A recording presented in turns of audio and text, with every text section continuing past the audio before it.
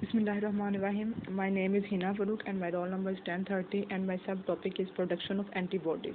जैसा कि हम जो है वो एंटीबॉडीज़ का वर्ड सुनते हैं कि एंटीबॉडीज़ जो होती हैं एंटीजन के अगेंस्ट वर्क करती हैं, यानी कि हमें डिजीज़ से सेफ रखती हैं।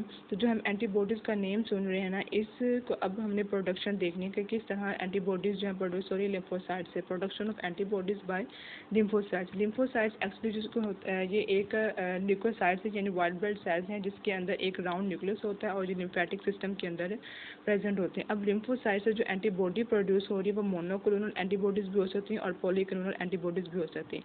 जो मोनोक्लोनल एंटीबॉडीज़ होती हैं वो सिंगल पेरेंट से होती हैं, यानी कि जितने भी क्लोन्स बनते हैं वो सिंगल पेरेंट सेल से बनते हैं और वो आइडेंटिकल होते हैं। जबकि पॉलीक्लोनल एंटीबॉडीज़, पॉली के नेम से पता चल रहा है, पॉली यानी मैनी, यानी कि जितने भी क्लोन्स बनते हैं वो मल्टीपल बी लिम्फोसाइट से बनते हैं, यानी multiple clones of B lymphocytes.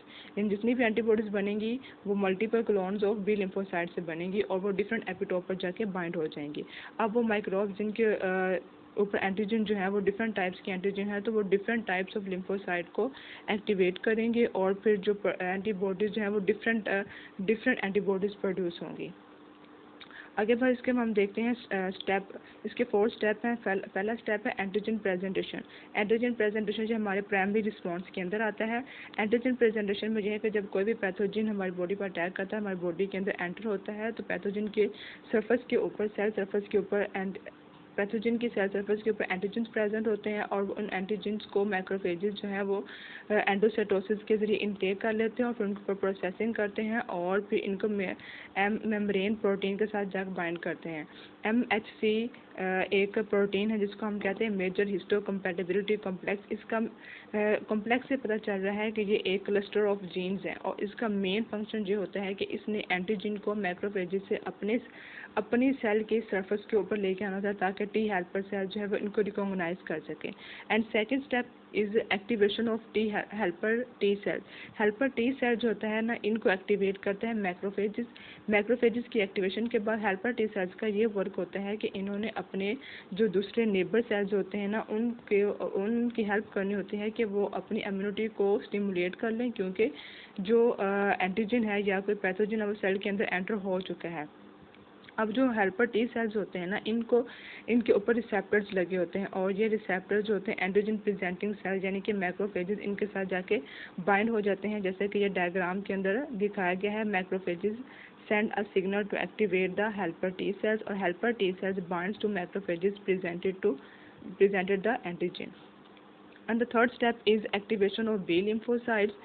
अब जो हेल्पर टी सेल्स है वो एक्टिवेट करता है बी लिम्फोसाइट्स को। बी लिम्फोसाइट्स जो होते हैं इनकी सेल की सरफेस के ऊपर एंटीबॉडीज़ प्रेजेंट होती हैं और ये एंटीबॉडीज़ जो हैं इनके साथ एंटीजन आके अटैच हो जाता है और ये जो helper T cell send a signal to B cell activating the B cell. यानी helper T cell B cell को सिग्नल देता है और बी सेल उसके बाद एंटीबॉडीज़ को प्रोड्यूस करता है। अब उसके बाद है स्टेप 4 है प्रोलिफरेशन। प्रोलिफरेशन में ये होता है कि जो हमारे पास एक्टिवेटेड बी सेल है वो डिवाइड होना स्टार्ट होता है, यानी माइटोसिस के जरिए उसकी डिवीजन होती है और प्लाज्मा सेल्स बनना स्टार्ट हो जाते हैं और बहुत बड़ी तादाद के अंदर एंटीबॉडीज़ बनती हैं और एंटीबॉडीज़ को एक्सोसाइटोसिस के जरिए एक्सक्रीट किया जाता है। एक्सोसाइटोसिस एक ऐसा प्रोसेस है जिसमें सेल के कंटेंट को बाहर एक्सक्रीट किया जाता है।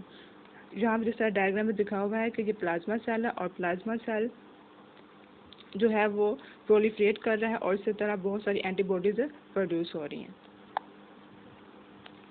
उसके बाद है सेकेंडरी रिस्पॉन्स। जैसे प्रोलिफरेशन के दौरान कुछ सेल्स ऐसे थे जिनकी आगे डिवीजन होती गई, लेकिन कुछ सेल्स की डिवीजन स्टॉप होगी और वो मेमोरी सेल्स बन गए। मेमोरी सेल्स कुछ इस तरह यानी कि यादगार सेल्स होते हैं, जैसे कि उनको पता होता है कि इस एंटीजन के अगेंस्ट ये वाली एंटीबॉडी बनेगी। जब कोई भी एंटीजन हमारी बॉडी के पर अटैक करता है सेकेंड टाइम, तो बहुत तेज़ी के साथ मेमोरी सेल्स जो है वो एंटीबॉडी बनाना स्टार्ट कर देते हैं और जो मेमोरी सेल्स होते हैं वो हमारी बॉडी के अंदर फार लॉन्ग टाइम रहते हैं और जब कभी भी ज़रूरत होती है तो वो एंटीबॉडीज़ बहुत तेज़ी के साथ बहुत अमाउंट के अंदर, लार्ज अमाउंट के अंदर एंटीबॉडीज़ को प्रोड्यूस करते हैं। जब फर्स्ट एक्सपोजर होता है, यानी कि जब पहली बार कोई भी पैथोजन हमारी बॉडी पर अटैक करता है तो उसके अगेंस्ट जो एंटीबॉडी बनती है उसके लिए कुछ टाइम लगता है, लेकिन जब कुछ मेमोरी सेल्स जब उसके प्रोलिफरेशन के दौरान जब उसकी मेमोरी सेल्स बनते हैं तो सेकंड एक्सपोजर यानी कि जब सेकंड टाइम पर जब पैथोजन अटैक करता है तो उसके बाद जो है वो एंटीबॉडीज बहुत तेज़ी के साथ वर्कआउट करती हैं। Thank you so much.